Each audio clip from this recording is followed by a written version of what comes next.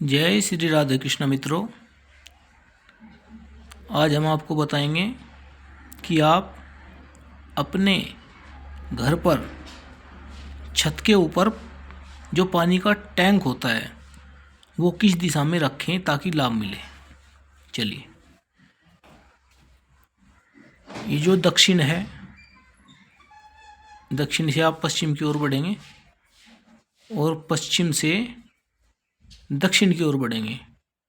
यह स्थान नैऋत्य कोण, ये सबसे ऊंचा होना चाहिए।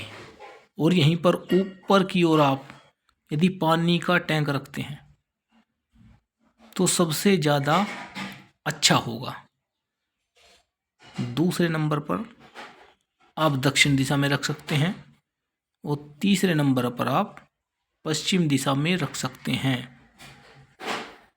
यदि इस प्रकार से आप रखते हैं तो बहुत बेस्ट होगा इस दिशा में, क्योंकि यह दिशा भारी होनी चाहिए और उसमें 500 लीटर या 1000 लीटर 700 लीटर इत्यादि पानी आता भी है जो वजनदार होता है।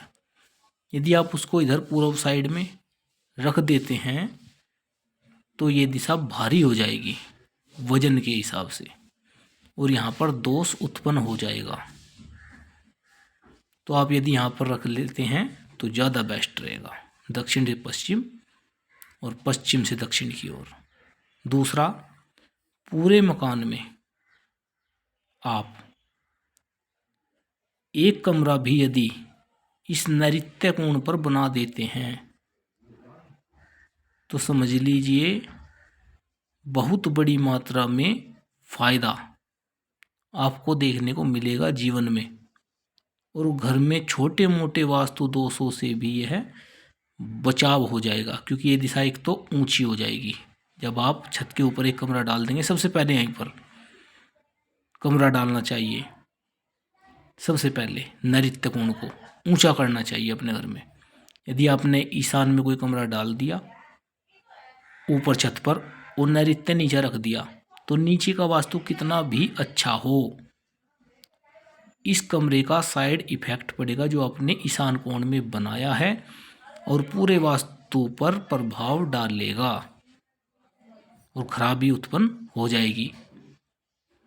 मैं अपनी पहली वीडियो में बता चुका हूँ कि घर में यदि निकासी जो पानी निकालना है यदि वह ईशान की ओर को निकले और ढलान भी इधर कोई हो तो समझ लीजिए सोने पर सुहागा है, उसके मकान में बहुत अच्छा वास्तु ऑटोमेटिकली हो जाएगा।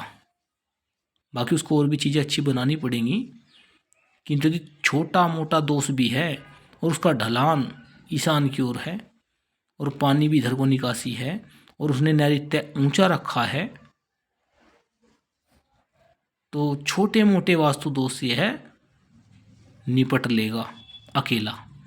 और यदि घर में वास्तु बहुत अच्छा है, सब चीज़ें अच्छी बनी हुई हैं और आपने ईशान को ऊंचा कर दिया या ऊपर कमरा बना दिया और नैऋत्य को डाउन कर दिया तो अच्छा होने के बावजूद भी साइड इफ़ेक्ट देखने को मिलेगा। ये सब चीज़ें ध्यान रखनी चाहिए।